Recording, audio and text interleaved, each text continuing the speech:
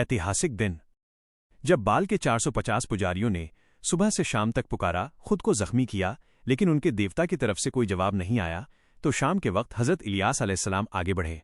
उन्होंने लोगों से कहा, अब मेरे करीब आओ। इलियास आसा की तैयारी और कुर्बानी। उन्होंने अल्लाह के हुक्म से निम्नलिखित कदम उठाए। 12 पत्थर।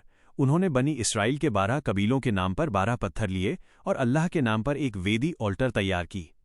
खंदक ट्रेंच। उन्होंने वेदी के चारों तरफ एक गहरी खंदक खोदी।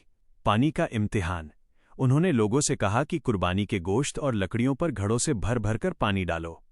उन्होंने ऐसा 3 बार करवाया, यहां तक कि लकड़ियां पूरी तरह भीग गईं और आसपास की खंदक पानी से लबालब भर गई। ये इसलिए किया गया ताकि किसी को शक न रहे कि आग पहले से छिपाई गई थी या किसी इंसानी चालाकी से लगी है। मोजिज़ा चमत्कार और आग का उतरना। जब सब कुछ पानी से तर था, तब हजरत इलियास अस्सा ने निहायत आजीजी के साथ अपने रब से दुआ की, ए इब्राहिम, इसहाक और याकूब के रब, आज साबित कर दे कि तू ही सच्चा खुदा है और मैं तेरा बंदा हूं। अभी उनकी दुआ पूरी ही हुई थी कि आसमान से अल्लाह की तरफ से एक आग उतरी। उस आग ने न सिर्फ कुर्बानी के गोश्त और भीगी हुई लकड़ियों को जला दिया, बल्कि पत्थरों को भी भस्म कर दिया और खंदक का सारा पानी सुखा दिया। हक की जीत और बारिश का आना।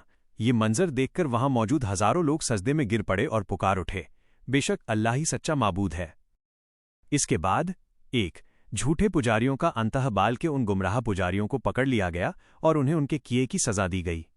2. 3.5 साल का सूखा खत्म। हजरत इलियास आ ने फिर से दुआ की। थोड़ी ही देर में आसमान पर छोटा सा बादल दिखा, जो देखते ही देखते पूरे आसमान पर छा गया। 3.5 साल बाद ऐसी मूसलाधार बारिश हुई कि सूखी हुई जमीन फिर से जिंदा हो गई। ये वाकया हमें सिखाता है कि जीत हमेशा सच्चाई की होती है, चाहे हक पर चलने वाला अकेला ही क्यों न हो।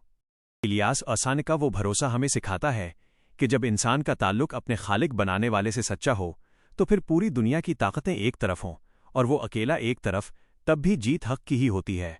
जिस तरह उन्होंने पानी से भीगी हुई लकड़ियों पर आसमानी आग का मोजिज़ा दिखाया, उसने उस वक्त की पूरी कौम को हकीकत पहचानने पर मजबूर कर दिया। क्या आप इसी तरह हक और बातिल का सबसे बड़ा मुकाबला। जब फिरौन फारो ने हजरत मूसा आसा के मोजिज़ों चमत्कारों को देखने के बाद भी उन्हें झुठला दिया और उसे जादू करार दिया, तो उसने मूसा आसा को एक खुले मैदान में चुनौती दी। उसने पूरे मुल्क के सबसे बेहतरीन और माहिर हजारों जादूगरों को जमा किया। 1. मैदान जंग का मंजर। हजारों लोगों का हुजूम इकट्ठा था। एक तरफ फिरौन का घमंड और हजारों जादूगरों की फौज थी, और दूसरी तरफ हजरत मूसा असा अकेले अपनी लाठी असा लिए खड़े थे। जादूगरों ने अपनी महारत दिखाने के लिए पहले अपनी रस्सियां और लाठियां जमीन पर फेंकी। जादू का असर।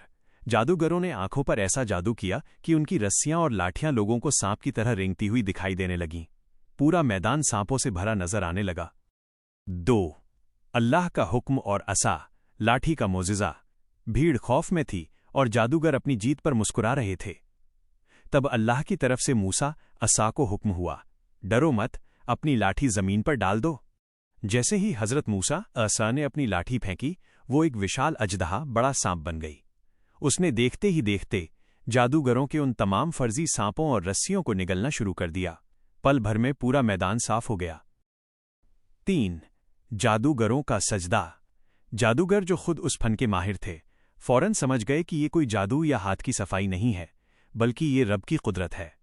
उन्होंने देखा कि जो लाठी सांप बनी थी, वो दोबारा वापस हाथ में लेते ही लकड़ी बन गई और उसने सब कुछ खत्म कर दिया। ईमान का ऐलान। हजारों की भीड़ के सामने फिरौन के डर की परवाह किए बिना तमाम जादूगर सजदे में गिर गए और पुकार उठे, हम हारून और मूसा के रब पर ईमान लाए। फिरौन बौखला गया और उसने उन्हें सख्त सजा की धमकी दी, लेकिन उन जादूगरों ने कह दिया कि तू जो चाहे कर ले, अब हमें हकीकत मिल गई है।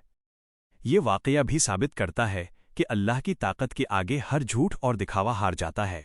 क्या आप जानना चाहेंगे